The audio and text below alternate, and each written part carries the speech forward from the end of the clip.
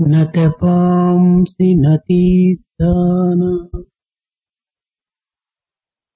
न तपांसि न तीर्थानां न शास्त्राण जपानहि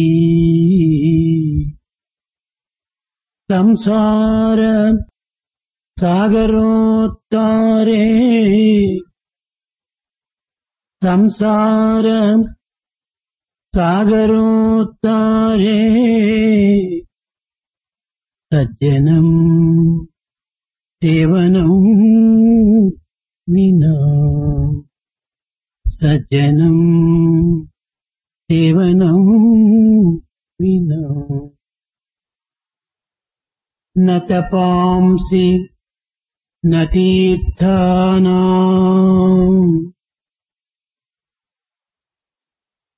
మానవుడు దైవత్వాన్ని పొందవలనన్నా తపస్సు చేయనక్కర్లేదు. నతీర్థానాం తరించుటకు తీర్థయాత్ర జలపనక్కర్లేదు. సంసార సాగరోత్తారే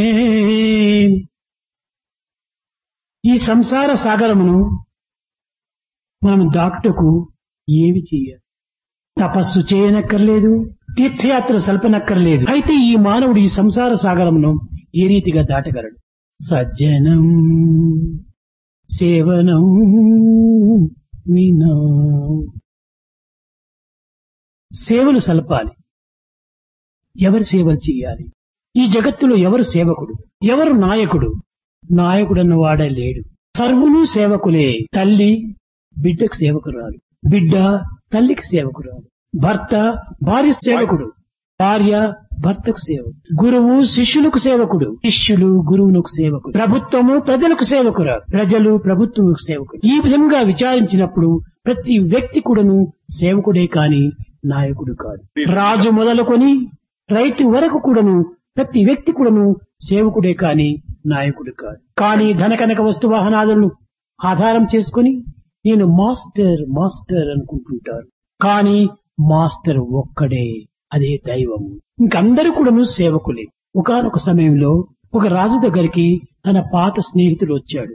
స్నేహితుడు వచ్చాడు కదా అని రాజు చాలా ఆనందంగా అతనితో ముచ్చటిస్తూ వచ్చాడు. అతను వృద్ధుడయ్యాడు. అతని చేతిలో ఒక కర్ర పట్టుకున్నాడు, నడచలేడు. మరి ఎలా నీవు జీవితం గడుపుతున్నావు అని రాజు ప్రశ్నించాడు. అయ్యా, వయసు అయిన తర్వాత ఏదో ఒకటి మనకు సహాయం కావాలి కనుక ఈ కర్ర నాకు సేవ చేస్తుండాలి అని. రాజా, ఈనాడు నీవు అనేక సేవకులతో జీవిస్తూ ఉండవచ్చు, కానీ వృద్ధాప్యం వచ్చేటప్పటికి నీకు కూడా నువ్వు ఒక కర్ర సేవ చేయవచ్చు. నో, నేను రాజాను, నేను ఎప్పటికీ సేవకుడు కాదు అనేటప్పటికీ ఈ పాత ఫ్రెండ్ ఇతనికి సరి అయినటువంటి యొక్క ఎక్స్పీరియన్స్ అనుభవంలో తెప్పించాలని రాజా ఇంక సంప్రదింపు చాలించి నేను వెళ్లి వస్తానని నమస్కారం చేశాడు. కర్రను వదిలి కావాలని నమస్కారం చేశాడు రాజు. తక్షణమే ఆ చేతి కర్ర కింద పడిపోయింది. నేను వంగలేని ఏం చేసేది అన్నాడు ఈ వృద్ధుడు. ఈ వంగనక్కర్లేని నేను ఇస్తానని రాజు వంగి ఆ కర్రను ఆ వృద్ధునికి ఇచ్చాడు. రాజా, ఇప్పుడు నీవు నాకు సేవకుడు, నాకు హెల్ప్ చేశావు కాబట్టి నేను సేవకుడు కాదని చెప్పుకోవటంలో చాలా అజ్ఞానం. ఈ మానవుడు కూడా ఎప్పుడో ఎక్కడో ఏ సమయం నందో ఒకరికి సేవ చేయవలసి వస్తుంది. కనుక ఇవన్నీ కూడాను మానసిక తత్వం పైన ఆధారపడి ఉంటుంటాయి. ఇసుకలో వర్షధరదారలు ఇంకిపోవు, ఇసుకలో వర్ష జలధారలింకిపోవు, మధురమై నిల్చు రేగడి మసకలోన చిప్పబై పడి ముత్యమై చెన్ను నీరు, అటులే ప్రాప్తానుసారిగా అలరు సేవా. సేవకు ఒక సమయం అన్నది లేదు. ఎప్పుడో ఎక్కడో ఏ విధమైనటువంటి ఎవరికి సేవ చేయవలసి వస్తుందో కనుకనే సేవనే మానవునికి ధరించుటకు మూల మార్గం. ఈ సత్యాన్ని అనేక మంది గ్రంథములతో పఠిస్తుంటారు. కేవలం గ్రంథముల వల్ల మనకు లభ్యమయ్యేటువంటిది కాదు. ఈ గ్రంథమును చదివినంత మాత్రం మనకు అర్థం కాదు. ఒకానొక సమయం లోపల ఒక దేవదూత రెవల్యూషన్ అనేటువంటి ఒక పుస్తకం చదువుతూ ఉన్నది. Studying a book called Revelation. Revolution. ఈ రెవల్యూషన్ అనేటువంటి పుస్తకము ఆ దేవదూత చదువుతుంటే సెయింట్ జాన్ దగ్గరికి వెళ్ళాడు. దేవత, ఏమిటి నీవు చదువుతుండేటువంటిది? రెవల్యూషన్. ఈ రెవల్యూషన్ అనేటువంటిది నీవు కూడా చదువు. అయితే చదవటం మాత్రమే కాదు, దీన్ని చక్కగా నమిలి మృంగి జీర్ణించుకో అన్నది ఆ దేవత అంతర్ధానమైనది. తనకు అర్థం కాలేదు. పుస్తకము తినటం ఏమిటి, నమలటం ఏమిటి, జీర్ణించుకోవటం ఏమిటి అని ఆలోచిస్తూ వచ్చాడు సెయింట్ జాన్. తరువాత యోచన చేశాడు, దీన్ని తినటం అంటే ఏమిటి, ప్రారంభం మొదలకు అంత్యం వరకు కూడా ఈ పుస్తకంలో ఉన్నటువంటి విషయాలను చక్కగా అర్థం చేసుకోవాలి. ఈ అర్థం చేసుకున్నటువంటిది చక్కగా ఆచరణలో పెట్టాలి. అర్థం చేసుకోవటమే తినటము, దానిని అర్థం చేసుకోవటము, దాన్ని ఆచరణలో పెట్టటమే జీర్ణించుకోవటం. ఇవి రెండూ జరిగినప్పుడే దాని యొక్క పుష్టి సంతుష్టి మానవునికి అందిస్తుంది. కానీ ఈనాటి మానవులు గ్రంథాలు చదువుతున్నారు, కానీ ఆ గ్రంథంలో ఉన్నటువంటి ఒక్క విషయమైనా కూడాను తన హృదయంలో నిల్చటం లేదు. ఇదంతా కూడాను కాలం వ్యర్థమే. కనుక సెయింట్ జాన్ చాలా దీన్ని జీర్ణం చేసుకుని ఆచరణలో పెడుతూ వచ్చాడు. ఈ విధంగా నిరంతరం కూడాను ఆ దేవత చెప్పినటువంటి విషయాలను మననం చేసుకుంటూ, ఆ గ్రంథములందు ఉన్నటువంటి విషయాలను ఆచరణ చేసుకుంటూ జీవితాన్ని గడుపుతూ వచ్చాడు. దీనిని భారతీయ సంస్కృతి యందు బ్రహ్మవిత్ బ్రహ్మైవ భవతి. దేనిని మనం చింతిస్తుందమో ఆ రూపాన్ని మనం పొందుతాము. కొంతకాలమునకు సెయింట్ జాన్ ఒక దేవతా ఆకారమైనటువంటి కళలుగా అతని మనసులో ఒక ముఖం లోపల ప్రకటిస్తూ వచ్చాయి. జీసస్ సమయంలో కూడాను మోనెస్ అనేటువంటి వ్యక్తి ఉండేవాడు. ఈ మోనెస్ నిరంతరం కూడాను జీసస్ చింతిస్తూ ఉండే. కొంతకాలం ఆ చింత యొక్క ప్రభావం చేత ఆ మోసెస్ ముఖమంతా కూడాను జీసస్ ప్రకారంగా ప్రకాశం ఇచ్చేస్తుంది. భారతీయ చరిత్రలు ఎందుకు కూడాను దారులు కట్టే దొంగ, రత్నకారుడు, అనేక హింసలు గావించినటువంటి వాడు. కానీ మహనీయుల యొక్క సందర్శన భాగ్యం చేత రామనామాన్ని స్మరిస్తూ వచ్చాడు. రామనామం స్మరిస్తూ మాత్రమే కాక అందులో లయమైపోయాడు. తన దేహం పైన పుట్టలు పుట్టినప్పటికీ తన నామస్మరణ మానలేదు. కడపటికి వాల్మీకి ముఖమునందు రామ తేజస్సు ఉట్టిపడింది. బాలుడైనటువంటి ప్రహ్లాదుడు నిరంతరం కూడాను హరినామ చింతన చేయటం చేతనే హరి యొక్క తేజస్సు అంతా కూడాను ఈ బాలుడైనటువంటి ప్రహ్లాదుని ముఖం పైన ప్రతిబింబిస్తూ వచ్చి, అనగా ఏమిటిది? బ్రహ్మవిత్ బ్రహ్మైవ భవతి. ఏ చింతన మనం సలుపుతుంటామో ఆ తేజస్సు మనలో ఆవిర్భవిస్తుంది. తప్పక ఇది సత్యం. నిరంతరం కూడాను ఆనందమయుడై ఉంటాడు. తన ముఖం కళకళలాడుతుంటాది, ఇలా నవ్వుతుంటాది. కారణమేమిటి? దైవ సన్నిధి, దైవ పెన్నిధి, దైవ చింతన. ఈ మూడింటి యొక్క ఆధారం చేతనే. కనుకనే దైవ సన్నిధి అనేటువంటి పెన్నిధి వల్ల తాను కూడాను దైవత్వాన్ని పొందిపోతుంది. నల్లటి బొగ్గుగా ఉన్నటువంటిది ఎర్రటి అగ్గితో కూడినప్పుడు నల్లటి బొగ్గు కూడా అగ్గిగా మారిపోతుంది. కనుకనే మనము ఈ సత్సంగ ప్రభావము చేత, సత్సేవల చేత మానవత్వాన్ని సార్థకంగా గావించుకునేటువంటి ఒక దివ్యత్వము సన్నిధియే. కనుక దైవముతో సన్నిహిత సంబంధ బాంధవ్యాన్ని మనం కల్పించుకోవాలి. సేవనే సర్వ జగత్ సేవగా మారుతుంది. జగత్తులో ఇంకొక వ్యక్తికి మనం సేవ చేయనక్కర్లేదు. అవసరం వచ్చినప్పుడు అది కూడా చేయవలసిందే. కానీ సర్వకర్మ భగవత్ ప్రీత్యార్థం. ఇది ఏ మానవుని యొక్క కర్తవ్య కర్మ. ప్రకృతి మనకి ఏమి బోధిస్తుందో నిజంగా చూస్తే ప్రకృతి నిర్విరామ కర్మ సలుపుతుండాలి. ఒక్క క్షణమైనా తాను విశ్రాంతి తీసుకోవటం లేదు. భూమి తన చుట్టూ తాను గంటకు 1000 మైళ్ళ వేగంతో తిరుగుతూ ఉండాలి. తిరగటం వల్ల ఏమి ప్రయోజనము? విచారణ చేస్తే రాత్రింపగలు ఏర్పడుతుండాలి భూమి తన చుట్టూ తాను తిరగటం చేత. ఈ రాత్రింపగలు ప్రజలకు ఎంత ఉపకారంగా చేస్తున్నారు. పగలంతా శ్రమించి పనిచేసినటువంటి వ్యక్తికి రాత్రి విశ్రాంతిని అందిస్తుండాలి. కోట్లాది ప్రజలకంతా, కోట్లాది జీవులకంతా కూడాను ఈ భూమి ఇంత ఉపకారం చేస్తుండాలి. కేవలం మానవులకే మాదు, పశుపక్షి మృగాదులు కూడాను రాత్రుల యందు చక్కగా విశ్రాంతి తీసుకుంటున్నాయి. క్రిమి కీటకాదులు కూడాను రాత్రుల యందు చక్కని విశ్రాంతి తీసుకుంటున్నాయి. తమ కర్తవ్య కర్మలనంతా కూడాను పగటి వేళ ఆచరిస్తున్నాయి. ఆహార విహారములకు తగినటువంటి యొక్క కర్మలు తాము నిర్వర్తిస్తున్నాయి. ఇంత మాత్రమే కాదు, ఈ భూమి తిరిగి 66,000 మైళ్ళ వేగంతో సూర్యుని చుట్టూ తిరుగుతుండాలి. ఇది తిరగటం చేత ఏమి మనకు ఫలితంగా ఉంది? గంటకు 1000 మైళ్లు తిరగటం చేత రాత్రింపగలు ఏర్పడుతున్నాయి. గంటకు 66,000 మైళ్లు సూర్యుని చుట్టూ తిరగటం చేత ఋతువులు ఏర్పడుతుంది. ఈ ఋతువుల వల్ల వర్షములు కురుస్తాయి. వర్షముల వల్ల పంటలు పండు, పంటల వల్ల మనకు తిను ఆహారం లభ్యమవుతుంది. ఈ ఆహారం అందించే నిమిత్తమై భూమి నిర్విరామ కృషి జరుపుతుండాలి. భూమి యొక్క నియమైనటువంటి కర్మ ఏమిటి? కర్మశీలి భూమి. ఈ భూమి పైన పుట్టినటువంటి మానవుడు కర్మను ఆచరించకపోతే తల్లికి తగినటువంటి బిడ్డనేనా? ఈ మానవుడు కూడాను పార్థుడు, పృథ్వీపుత్రుడే. కనుకనే ప్రతి మానవుడు కూడాను ఈ పృథ్వీ యందు జన్మించినటువంటి పృథ్వీపుత్రులే. కనుకనే తల్లికి తగినటువంటి పుత్రుడిగా ఉండాలి. పుత్రుడు ఏమి చేయాలి? తల్లి ఏ సేవ చేస్తుందో పుత్రుడు కూడాను ఆ సేవలో పాల్గొనాలి. త్వరలకు ఉపకారమైనటువంటి కర్మలు ఆచరించాలి. ప్రజలకు కర్తవ్య కర్మలను బోధించాలి. క్షణమైన విశ్రాంతి లేదు. నిర్విరామ కృషి, నిరంతర తాపత్రయములచే, లేని ఆశలచే, కాని ఆవేదనచే, ప్రాప్తికై ప్రాకులాడేటువంటి మానవులకు దిక్కును చూపే చక్కని దీపికలు ఈ సేవకులు. కనుకనే స్టీమర్స్ వస్తున్నాయంటే దీనికి ఒక లైట్ హౌస్ చూపుతుంది ఇక్కడ ఉంటున్నది. కనుకనే ప్రతి మానవుని యొక్క భగవత్ భావం అనేటువంటిది ఒక లైట్ హౌస్ వంటిది. ప్రతి మానవుడు కూడాను ఈ ప్రకృతి యొక్క తత్వాన్ని మనం అనుసరించాలి. ప్రతి సమయం వచ్చినప్పుడంతా కూడాను కృష్ణుడు పార్థ పార్థ పార్థ అని పిలిచేటువంటి వాడు, అర్జున అని పిలిచేటువంటి వాడు. అర్జునుడికి ఎన్నో పేర్లు ఉంటున్నాయి. అర్జున, ఫల్గుణ, భర్తివ, కిరీటి, చేతివాహన, విశ్చర్య, జయ కృష్ణ, సవ్యసాచి, ధనుంజయ. ఇన్ని పేర్లు ఉంటున్నాయి అతనికి. ఇన్ని పేర్లలో ఒక్క పేరైనా పిలవలేదు. కానీ పార్థ ప్రియంగా పిలుస్తూ వచ్చాడు. పార్థ అని. పార్థ అంటే ఏమిటి? నామము. పేర్లంతా కూడా ఎవరో పెట్టిన పేర్లు, పెట్టిన పేర్లు కాదు. పెట్టిన తక్షణమే అమ్మనో అప్పనో ఎవరో ఈ పేర్లు పెడతారు. కాబట్టి పెట్టిన పేరు కాదు మంది, పుట్టిన పేరు పార్థ. అనగా పృథ్వీలో పుట్టినటువంటి వారం కాబట్టి పార్థులము.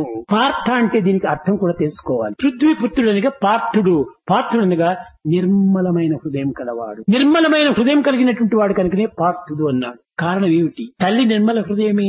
ఎవరెంత దానికి మాలిన్యం చేసినప్పటికీ అది ఎప్పుడు కూడా నిర్మలంగానే ఉంటాది. ఒక్క క్షణమైనా తాను విశ్రాంతి తీసుకుంటే ఎక్కడ ప్రజలు అక్కడ పోతారు. కనుక మానవత్వం అనేటువంటిది ఈ పృథ్వీలో పుట్టినంత మాత్రంన మనం మానవులము అధికులము అని భావించుకోరాదు. కానీ ఒకవైపున వేదాంతము జంతునాం నరజన్మ దుర్లభం అన్న. నరజన్మం చాలా దుర్లభమే. దేని వల్ల దుర్లభము? ఆహార, నిద్ర, భయ, మైథునాన్ని. ఈ నాలుగింటి ఎందుకు పశుపక్షి మృగాదులు మానవుడు సమానమే. అయితే దేని ఎందు ఉత్తముడు? జ్ఞానం నిరాణ అధికం విశేష జ్ఞానేన శూన్య పశువి సమాన. నిత్యమైనటువంటి నిత్యానిత్య పరిశీలన, డిస్క్రిమినేషన్ పవరు మానవునికి ప్రత్యేకంగా ఉంది. పవరే లేకపోతే తాను పశువు ఒకటే. కనుక ఆ పవర్ ప్రత్యేకంగా ఇచ్చాడు భగవంతుడు. దీనినే కాన్స్టెంట్ ఇంటిగ్రేటెడ్ అవేర్నెస్ అన్నారు. మనం లౌకికమైన విషయాలను ఇది సత్యమా అసత్యమా అని విచారించడం మాత్రమే కాదు, అతీతమైనటువంటి దాన్ని కూడా విచారణ చేస్తుంది. మానవుని యందు మాత్రమే ఉంటుండాలి. అంత శక్తి మానవుని యందు ఉంటుండి కూడాను తన శక్తిని తానే గుర్తించుకోలేకపోతున్నాడు. తానే వంచుకుంటున్నాడు. తన శక్తిని తానే మర్చిపోతున్నాడు. కనుక ఈ శక్తి ఎక్కడి నుంచి వచ్చింది? దైవం నుండే దైవం నుంచి వచ్చినటువంటిది దైవంకే అర్పితం చేయాలి. కేవలం లోకములో సామాన్య మానవులకు, తోటి మానవులకు సేవలు సల్పుతున్నప్పటికీ తన శక్తినంతా కూడాను దైవార్పితం కావాలి. లక్ష్మణుడు చాలా గొప్పవాడు. తనకు రాజ్యం ఉంది, తనకు ఆలుబిడ్డలున్నారు, ఒక రెస్పాన్సిబిలిటీ ఉంది. కానీ రాముని వదిలి ఉండలేకపోయాడు. సర్వమును త్యాగం చేశాడు. రాముడే నాకు సర్వస్వని అతని వెంట పోయాడు. రాములు ఎంత మందలించినప్పటికీ నా స్థానం నీవే, నిన్ను వదిలి నేను ఉండలేను. తల్లిని వదిలి బిడ్డ బ్రతుకుతుందా? చెట్టుని వదిలి కొమ్మ బ్రతుకుతుందా? నిన్ను వదిలి నేను బ్రతకగలనా? అసాధ్యం. భార్య పిల్లలు మధ్యలో వచ్చినటువంటివి పాసింగ్ క్లౌడ్స్. కట్టుకున్నప్పుడు భార్య అయింది, తర్వాత కొడుకు అయినాడు. పూర్వం ఎవరు? నేను పుట్టక పూర్వము నీవున్నావు, పుట్టుకలోనే నీవున్నావు, మరణించిన తర్వాత నీవున్నావు. భాగ్యం సత్యం, ఆ సత్యమే నీది దైవము. కనుకనే ట్రూత్ ఈజ్ గాడ్ అన్నారు. ఆ ట్రూత్ కోసమే అన్ని విధాల రాములు ప్రయత్నం చేశాడు. ఒకానొక సమయంలో అరణ్యములో పర్వతం చేరి సీతారాములు అలసిపోయారు. వారు అలసిపోలేదు, అలసిపోయినట్టుగా నటన చేసి ఒక రాతి పైన కూర్చున్నారు. లక్ష్మణ, సీత అలసిపోయింది, ఏదైనా ఒక పర్ణశాల నిర్మించు. ఎక్కడ నిర్మించాలి స్వామి? నీకు ఎక్కడ ఇష్టమో అక్కడ నిర్మించు అని తల పట్టుకున్నాడు లక్ష్మణుడు. నేను ఏ పాపం చేశాను?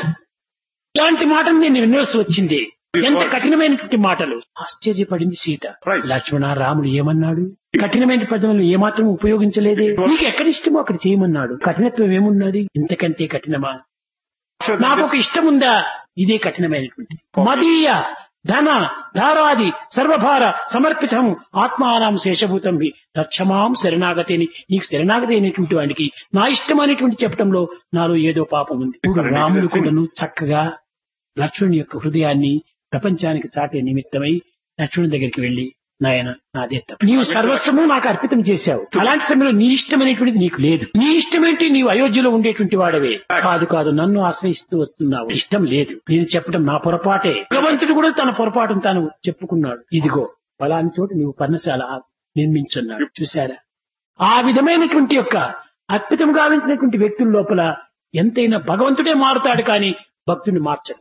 వారి హృదయ పవిత్రతను పురస్కరించుకొని దివ్యక్తమైనటువంటి దైవత్వము ఆవిర్భవిస్తూ వస్తుంటాయి. కనుక భారతీయ పవిత్రమైనటువంటి చరిత్రలన్నీ కూడాను ఆదర్శవంతమైనటువంటి జీవితాన్ని అందిస్తూ ఉంది. కనుక ఇప్పుడు మనం ఈనాడు తెలుసుకోవాల్సింది, ప్రతి ఒక్కడు కూడాను పార్థుడే. కట్టగడపటికి మనలో ఏం చేస్తున్నాం? పార్థుడు కూడాను మొట్టమొదటి అహంకారానికి అవకాశం ఇచ్చాడు. యుద్ధములకు పూర్వము తాను అనేక విధములుగా కృష్ణుడిని నిందిస్తూ వచ్చాడు. ఎందుకు మీరు ఈ యొక్క రాయబారానికి పోతున్నారు? కురచబుద్ధులా కౌరవుల రమర తెలియ మన పొత్తు కొత్తురా. చారిక కుర్చబుద్ధులైనటువంటి ఆ కౌరవులు మన మార్గానికి వస్తారా? రారు. భయద దావాగ్నిలో మల్లెపూల వెజతల్లు వీల మ్రోల హితోక్తులు మేల ఏల గుణజాల. ఈ సంధి మాటలు ఇక గోపాల. ఎందుకు ఈ సంధి మాటలు? ఈ కృష్ణుణ్ణే కూడా ఒక విధమైనటువంటి ఒక బలహీనుడిగా గావించేటువంటి మాటలు మాట్లాడి గమనకు మధ్యలో పోయి చేరిన తక్షణమే కృష్ణ ఇందరి గురుపుత్రులు చంపి భరించుటెట్టులో నా కన్నులు తిరుగుచున్నవిక కాలము గడపక కథలు మింటికి అన్నారు. ఇంక నేను ఈ యుద్ధం చేయలేను. అప్పుడు కృష్ణుడు తీసుకున్నాడు. ఇంకా ఈ భగవద్గీతలో మొదటి అధ్యాయం అంతా కూడాను అర్జునుడి యొక్క మొరనే. రెండవ అధ్యాయంలో 11 శ్లోకం వరకు కూడాను ఒక అర్జునుడి యొక్క రోదనే. కృష్ణుడు నోరెత్తలేదు. అంతా అయిపోయి అర్జునుడి నిలిచిపోయాడు. కృష్ణుడు అడిగాడు, ఏమయ్య అర్జున, నీ సరుకంతా తగ్గిపోయిందా? ఇంక నేను చెప్తాను విను అన్నా. అప్పుడు అర్జునుడు చెప్పాడు, స్వామి కరిష్యే వచనం తవ. మొట్టమొదట ఎంతో నేను గొప్ప వీరుణ్ణి ధీరుణ్ణి అనుకున్నాడు. నాకంటే మించినటువంటి వారు లేదనుకున్నాడు. అస్త్రశస్త్ర విద్యలు ఎందు ఆరితేరినటువంటి వాడని భావించాడు.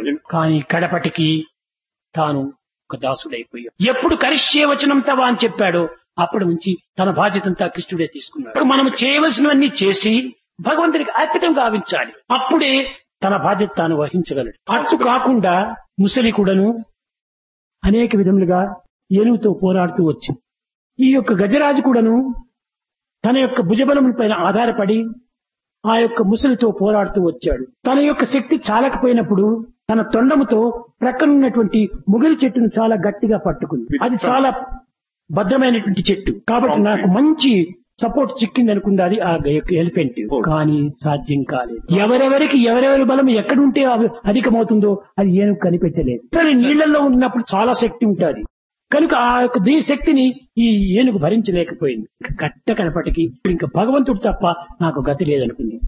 రావే ఈశ్వర కావవే వరద సంరక్షించు భద్రాత్మక ఠావులు తప్పెను కూర్చోవచ్చాయి అనుండస్సం శ్రమం వయ్యేది నీవే తప్ప నితప్పరం బెరుగా పందగు దీని ఈశ్వర నన్ను రక్షించు. అప్పుడు భగవంతుని దృష్టి అతని పైన పడింది. తన భుజబలం పైన, తన ధనబలం పైన, తన అధికార బలం పైన, తన విద్యాబలం పైన, తన మేధాబలం పైన ఆశ్రయించినంత కాలం కూడాను భగవంతుడు సాక్షిభూతుడిగానే ఉంటాడు. ఎప్పుడు భగవంతునికి అర్పితమవుతుందో అప్పుడు సర్వము తానే చూసుకుంటాడు. కనుకనే అది ఏ పరమాత్మ సేవ. పరమాత్మనికి మరొక సేవ చేయనక్కర్లేదు. భగవంతుని సంపూర్ణంగా విశ్వసించాలి. ఎన్ని విధములైనటువంటి సాధనలు మనం చేసినప్పటికీ చేయకపోయినప్పటికీ సాధన ఏనాడు భగవంతుడు కోరడు. సాధన అంటే ఏమిటి? సాధన అనగా ఏమి? సర్వేశ్వరుని యొక్క ధనమే సాధన. సాధన శక్తి యొక్క బలమే సాధన. ఆ శక్తిని మనం సంపాదించుకో. ఆ శక్తి మనలో వచ్చినప్పుడే మన ముఖమంతా కూడా దైవ తేజస్సు వలె ఉట్టి పడుతుంది. దీనికి పూర్వములైనటువంటి తేజస్సు కూడాను ఈనాడు ఆవిర్భవిస్తుంది. ఈ దైవ భావమే లేకపోతే ఎంత ధనముండినా ఎంత బలముండినా కూడాను వాళ్ళ ముఖం చూస్తే క్యాస్టాల్ ఫేస్ మాదిరి ముఖంలో ఏమాత్రము కళ ఉండదు. ఏనాడు భగవంతుని చింతించేస్తారో వాడి ముఖమునందే దైవ కళ ఉట్టి పడుతుంది. ప్రహ్లాదుడు చిన్నవాడు, పాములతో కనిపించిన ఓం నమో నారాయణ, ఏనుగుతో త్రొక్కించిన ఓం నమో నారాయణ, విషము చెప్పి త్రాపిన ఓం నమో నారాయణ, అగ్నిలో కూడా పడవేసినప్పటికీ ఓం నమో నారాయణ. అక్కడికి వెళ్లినటువంటి సేవకులు వచ్చి ఈ యొక్క హిరణ్యకశిపుడికి చెప్తున్నారు. తండ్రి రాక్షసుడైనటువంటి తండ్రికి చెప్తున్నాడు, తన్ను నిశాచరుల్ పొడువ దైత్య కుమారుడు మాటి మాటికి ఓ పన్నగశాయి ఓ ధనుజ భంజన మహాపన్న శరణ్య అంచు నుతించెగాని తా కన్నుల నీరు తేడు భయకంప సమేతుడు కాడు భువరా. ఏమిటి ఈ ఆశ్చర్యం? 5 సంవత్సరంలో పిల్లవాడు బల్లములతో పొడుస్తూ ఉండినా, ఏనుగుతో తొక్కుతూ ఉండినా, పాములు కరుస్తూ ఉండినా కించిత్తైనా కూడాను అయ్యో అమ్మా అప్ప అని అన్నాడు. నవ్వులు చిందులు ఆడుతున్నాయి. ఆనందం చేత ఓం నమో నారాయణ ఓం నమో నారాయణ అంటున్నాడు. అనగా ఏమిటి దీని యొక్క అంతరార్థం? కూడాను నారాయణుడు అయిపోయాడు, ఏనుగుడు కూడాను నారాయణుడు అయిపోయినాడు, అగ్ని కూడా నారాయణుడు అయిపోయింది, కూడాను సర్వము నారాయణమయమై కనుకనే తాను కూడాను నారాయణమయమై. అది ఏ నిజమైన బ్రహ్మవిత్ బ్రహ్మైవ భవతి. దేనిని మనం చింతిస్తుంటామో దాని స్వరూపాన్ని మనం పొందిపోతాం. మట్టి నుంచి చేసినటువంటి కుండలు మట్టి అవుతాయి కానీ మరొకటి కావు. బంగారు నుంచి చేసినటువంటి పాత్ర బంగారు అవుతుంది కానీ మరొకటి కాదు. కర్ర నుంచి చేసినటువంటి పాత్ర కర్రనే అవుతుంది కానీ మరొకటి కాదు. కాబట్టి మనము భగవంతుడి నుంచి వచ్చిన వారం కనుక మనమంతా భగవంతులే. ఈ సత్యాన్ని మనం చక్కగా మనం విశ్వసించాలి. దేహాభిమానములు పెట్టుకోవటం చేతనే ఈ ఏడుపులు దుఃఖములు అశాంతులు కష్టములు బాధలు. ఏమిటి ఈ బాడీ? 9 చిల్లుల తోలుతిత్తియే కాని కాంతి కలిగిన వజ్రగట్ట ఘటము కాదు. నిమిషములకు నీచురూరే కాని పురుగు జవ్వాజీలు పుట్టవో. కడుపులోన మలము కడమల్ల ఎముకలు మురికి చూడ మేలు మురికి తోలు. ఏమిటి ఈ దేహం? దీనికి సంబంధాలు కానీ సంబంధం మనకు నిత్య సత్యమైనటువంటి ఆత్మతో సంబంధం, ఏ భగవంతునితో సంబంధం. ఏనాటికైనా ఈ దేహము కూలిపోయేదే కాలిపోయేదే అటువంటి దీంతో ఉన్నంత వరకు మన కర్తవ్యాన్ని నిర్వర్తించాలి, చేయాలి. మన యొక్క కర్తవ్యాలు మన బిజినెస్ లో లేక ఇంకొక పనిలో మనం చేయవలసింది, దాన్ని వదలకూడదు. అయితే ఏవి చేస్తున్నప్పటికీ దైవాధారాన్ని మాత్రం కోరాలి. దైవం యొక్క ఆధారమే లేకుండా ఏ చిన్న కార్యం కూడా నువ్వు ఎవరు చేయలేరు. కదలదు నీదు సంకల్పము లేనిదే గడ్డిపోచయును కారణ అకారణ. కారణం చూసుకో అకారణం చూసుకో కానీ ఏదైనా కూడా నువ్వు కదలదు నీది సంకల్పం లేదు. పిపీలకాది బ్రహ్మ పర్యంతము నీవే అది ఎరుంగరు మది గలంగరు ముదమజందరు భూమిని కొందరు వివేకమును వర్తించదని కని విర్రవీగెదరు కాని కడకే గతి సంభవించును తెలియజాలరెంత వారలైన కదలదు నీదు సంకల్పము లేనిది. అదియు ఇదియు ననగనేల పీలకాది బ్రహ్మ పర్యంతము నీవే అది ఎరుంగరు మది తలంగరు ముదిమి జందరు భూమిని కొందరు వివేకమున వర్తించదరని కని విర్రవీగెదరు కాని ఇది కేవలం అజ్ఞానం యొక్క అహంకారం. ఇది కాదు మనం చేయవలసింది. అన్నింటి ఎందుకు తన తత్వమే ఉంది. దేని కూడాను కదలదు తన సంకల్పం. కానీ మనకు అవసరం వచ్చినటువంటి దానిని ఇది మన సంకల్పం, ఓడిపోయినటువంటి దాన్ని ఇది భగవత్ సంకల్పం. మంచి కాని చెడ్డ కాని అంతా భగవత్ సంకల్పమే. చేసినప్పటికీ అంతా గుడ్ ఫర్ మీ. ఆ భావం మనలో రావాలి. అప్పుడే నిజమైనటువంటి సత్యాన్ని గుర్తించిన వారం అవుతుంది. కానీ ఈనాటి సాధకులు కాని భక్తులు కాని పరిపూర్ణమైనటువంటి యొక్క నమ్మకం చేత ప్రార్థించటం లేదు. కనుకనే మధ్య మధ్య కొన్ని కష్టములు నష్టములు దుఃఖములకు గురి అవుతున్నారు. ఇది పార్ట్ టైం డివోషన్. అది ఏనాటికి మనకు సరైనది కాదు. కనుక దానికి మనం ఫుల్ టైం తెల్లవారి మొదలు రాత్రి పరుండనంత వరకు నీ పనులు నువ్వు చేసుకో, ఏది వదలనక్కర్లేదు. డ్యూటీస్ కానీ అన్ని డ్యూటీస్ కూడాను భగవంతుని డ్యూటీస్ గా నీవు ఎంచుకోవాలి. అప్పుడే పరిపూర్ణమైనటువంటి తత్వమే కుదురుతుంది. భగవంతుడు దేనిని కూడా వదలమని చెప్పడం లేదు. నీ కర్తవ్యాలను నీవు విసర్జించనక్కర్లేదు. కానీ ప్రేమతో దాన్ని కూడా నువ్వు ఆచరించు. పాట పాడుతున్నాను, ఇది కూడా నువ్వు భగవంతుడి యొక్క అనుగ్రహమే. భగవంతుడు గానప్రియుడు కనుకని నేను పాట పాడుతున్నాను, ఇది భగవత్ సేవనే. నేను ఉద్యోగం చేస్తున్నాను, వర్క్ ఈజ్ వర్షిప్. మాన్యేవ అధికారశ్చ, అది ప్రతి మానవుడికి అందించాడు. కానీ ఒక్కొక్క సమయం లోపల భక్తులు కూడాను చాలా చిగుప్స పడతారు. త్యాగరాజు గొప్ప గాయకుడు. అలాంటి గాయకుడైనటువంటి త్యాగరాజు నిరంతరం కూడా రామ రామ రామ రామ రామనామం తప్ప అన్య నామం లేదు. త్యాగరాజు కూడాను అనేక చిక్కులు కలిగాయి. ఈ బాధను భరించలేకపోయాడు. భార్య మరణించింది, ఏకాకిగా నిలిచాడు త్యాగరాజు. కానీ రాములను పోగొట్టుకున్నాడు. వెతుకుతూ ఉన్నాడు సర్వత్రా. కతూరి జిగుప్స పుట్టింది. రామ కాల సర్వావస్థలు ఎందుకుడను నీ నామంనే స్మరించేటువంటి నాకా ఈ కష్టంలో అందించటం. ప్రతి భావం చేత కూడాను నీ నామం ఉచ్చరిస్తూ ఉంటున్నాను, గానం చేస్తున్నాను, గానంలోనే లీనమవుతున్నాను. అట్టి నాకు నీ ఈ కష్టంలో అందించడం న్యాయం కాదు. ఒక్కటి, నాలో పరిపూర్ణ భక్తి లేదా, లేక నీలో శక్తి లేదా? నాలో భక్తి ఉంటే నీవు ఈ కష్టములు నాకు అందించవు. నీలో శక్తి ఉంటే నాకు ఈ బాధలను అందించవు. నాలో భక్తి అయినా లేకపోవాలి, నీలో శక్తి అయినా లేకపో. నాలో భక్తి ఉంది, శక్తి లేదు పోమను. భగవంతుడిని నిందించాడు. తర్వాత కూర్చున్నాడు కొంచెం నిమిషంలో. భగవంతునిలో శక్తి లేదా, నాయందే భక్తి లేదు. భగవంతుడు ఎంతో శక్తి ఉంది. ఆ శక్తియే లేకపోతే కపివారది దాటున కలికి రోటగట్టున లక్ష్మీదేవి వలచున లక్ష్మణుండు కొలచున సూక్ష్మ బుద్ధి గల భరతుడు చూచి చూచి నృక్కున అపరామ శక్తి ఎంతో గొప్పరా. నీకు ఇంత అంతని కాదు స్వామి. చిన్న కోతి నీ శక్తి లేకపోతే అంత ప్రభు సముద్రాన్ని దాటుతుందా? వీలు కాదు. ప్రపంచాన్నంతా సంరక్షించేటువంటి లక్ష్మి నీ పాదాలు ఒత్తుతుందా? నీలో శక్తి లేకపోతే ఆమె నీకు ఎట్లా వశమవుతుంది? భరతుడు చాలా సూక్ష్మబుద్ధి గలవాడు. అతను క్షణముకుడు నిన్ను నమస్కరిస్తున్నాడు. భరతుడు ఆ విధంగా నమస్కరించడానికి వీలవుతుందా? కాబట్టి నేను మూర్ఖుడను, బాధలను భరించుకోలేక నిన్ను ఈ విధంగా నిందించాను. అఖండమైన శక్తి, అపారమైన శక్తి, అనంతమైన శక్తి, అమృతమైన శక్తి, అనృతమైన శక్తి, ఇటువంటి శక్తిని నేను తెలుసుకోలేకపోయాను అని ఆనాడు త్యాగరాజు రాములకు అనేక విధములుగా క్షమాపణ వేడుకున్నాడు. అదే విధంగా జగత్తునందు అనేక రూపములుగా భగవంతుని నిందిస్తూ ఉంటారు. అయితే భగవంతుని నిందించేటువంటి వాడు ఎవరు?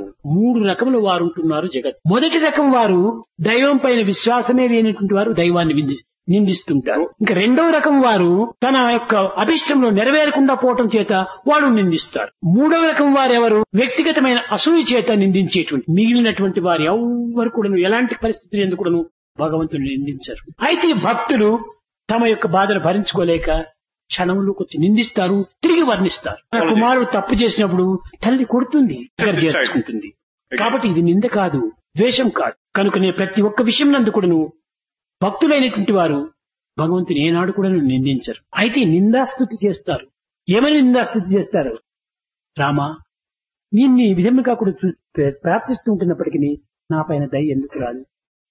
కనుక నన్ను రక్షించు. నీవు రక్షించకపోతే నీలో శక్తి లేదు. త్యాగరాజు వర్ణించినట్టుగా వర్ణిస్తుంటుంది. కనుక భగవంతుని పైన ప్రేమతో పాటు కోపం కూడా వస్తుంది అప్పుడప్పుడు. కోపం కాదు, డిసప్పాయింట్ యొక్క రియాక్షన్. కనుక భగవంతుడు సర్వ విధంలో కూడా సంరక్షించడానికి సంసిద్ధుడై ఉంటున్నాడు. కానీ భక్తులే తగినటువంటి దీనికి స్థితిని తెచ్చుకోలేకపోతున్నారు. మనము ఏది చేసినప్పటికీ సేవకులము సేవకులము సేవకులము అనేటువంటి భావంతో మనం ఈ సంఘంలో ప్రవేశించాలి. సేవకుడు కానిటువంటి వాడు లోకంలోనే లేడు. సేవకుడు అయినప్పుడే నాయకుడు అవుతాడు, అయినప్పుడే శంకరుడు అవుతాడు. శంకరుడు కావాలంటే కింకరుడు కాక శంకరుడు అవుతాడా? కాబట్టి సేవకుడు కాకుండా నాయకుడు అవుతాడా? ఈనాటి నాయకులంతా కూడా సేవకులు కాలేదు కనుకని వాళ్ళంతా వినాయకుడు, నాటి నాయకుడు. వినాయకుడు అంటే ఏమిటి? తినేది కూర్చునేది, తినేది కూర్చుండేది. కాబట్టి మనం తిన్నందుకు దానికి తగినటువంటి ఫలితం కర్మను ఆచరించాలి. కర్మానుబంధీని మనుష్యలోకే. మానవత్వం వచ్చినందుకు మనం కర్మ చేయాలి, పరోపకారంలో పాల్గొనాలి, దివ్యత్వమైన ఆత్మతత్వాన్ని స్మరించాలి, ఏనాడు కూడా మరవకుండా చూసుకోవాలి. ప్రేమ స్వరూపుల అందరూ కూడా పృథ్వీ పుత్రులుగా భావించండి, అనగా అర్జునుడిగా భావించండి. అర్జునుడి యొక్క ఆజ్ఞను శిరసావహించినట్టుగా మీరు కూడా భగవత్ ఆజ్ఞను శిరసావహించి విజయం మనకు చేకూరుతుంది. ఎంత విజయాన్ని చేకూర్చారు! ఏ మాత్రం కూడా వారికి 5 మంది పాండవులు ఉండినప్పటికీ ఒక్క తలైన కూడా 5 మంది సుక్షేమంగా ఉన్నారు. భగవంతుని విశ్వసించినటువంటి యొక్క కౌరవులు 100 మంది ఉంటున్న కూడా ఒక్కడైనా మిగలలేదు. బలహీనుడే అర్జునుడు పడిపోయినప్పుడు కృష్ణుడు వచ్చాడు. లెమ్ము ధనుంజయ, విధి బలీయము, న్యాయము గెలుచు, రచించు స్వార్థము, యుగ ధర్మమీతే కొదోయి. 100 పుత్రులు తండ్రికైనా అంత్యమున పిండమిడి దిక్కులు గలరగట ప్రారంభమదేమిటో సరి రాజవంశంలో పాడలు నింపి జనించినారు. కార్చిచ్చేదేడు సూత స్నేహము దానికి తోడు, దానిపై కచ్చెలు రేపి శకురిగాడు రగులు కొని మంట మింట వివ్వచ్చుని ఇంట, ఇంక శరవర్షము తప్పద విశ్వశాంతికి. ఒక దగ్గర అగ్ని ఉంటే నీళ్లు చల్లవచ్చును, తీసుకుని వచ్చి ఆర్పవచ్చును. విశ్వమంతా కూడా మంటలాడుతున్నప్పుడు దీనికి ఏం చెయ్యాలి? దీనికి శరవర్షమే దీనికి ప్రధానము. లెమ్ము, ఇదే నీ కర్తవ్యము, నీవు నిర్వర్తించు బోధించాడు. సిద్ధం స్వామి సిద్ధం, ఈ ఆజ్ఞకు నేను బద్ధుడనన్నాడు. ప్రారంభించాడు, విజయాన్ని సాధించాడు. దాని ఎందుకు నువ్వు కృష్ణుడు ఏం చెప్పినా మంచి కోసమే గాని చెడ్డది కాదు భగవత్ యొక్క ఆజ్ఞ. భగవంతుడు ఏ ఆజ్ఞ చేసినప్పటికీ అది మంచిదే. కనుకనే భగవత్ ఆజ్ఞ శిరసావహించి క్షేమంగా భావించాలి. ఈ విధంగా భక్తులు కూడాను ఒకవైపున సేవ, ఒకవైపున స్మరణ, ఒకవైపున అర్పణం, ఒకవైపున ధ్యానం, ఒకవైపున చింతన, ఈ విధంగా చేస్తూ వస్తుంటే ఎంతో దేశం బాగుపడుతుంది. తమను కూడాను పొల్యూషన్ అయిపోయింది, మాలిన్యం అయిపోయినాయి. గాలి చూస్తే చాలా మాలిన్యమైనటువంటి గాలి, ఇంకా శబ్దం చూస్తే చాలా భయంకరమైన శబ్దము. ఏ మార్గంలో కూడాను ఒక సరైనటువంటి మార్గం చిక్కటం లేదు. భగవత్ చింతనే ఈ యొక్క సంవిధమైనటువంటి యొక్క మాలిన్యాన్ని దూరం గావిస్తుంది. ప్రేమ స్వరూపులారా, Emblem. కాలంను వ్యర్థం చేయకుండా భగవత్ నామం చేత, ప్రేమ చేత, సన్నిధి చేత దివ్యత్వాన్ని మీరు అనుభవించండి. భవ భయ హరణ వందిత చరణ,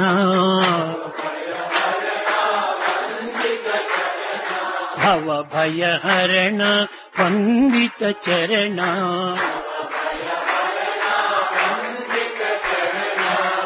రాధ జయ మాధవ శౌరీ జయ రాధ జయ రాధ జయ మాధవ శౌరీ జయ మంగళ చరణ కలిమల దహన, మంగళ చరణ కలిమల దహన, నారాయణ కేశవ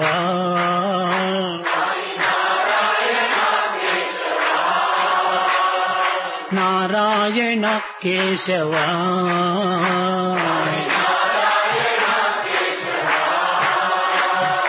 జయ రాధ జయ మాధవ శౌరీ జయ రాధ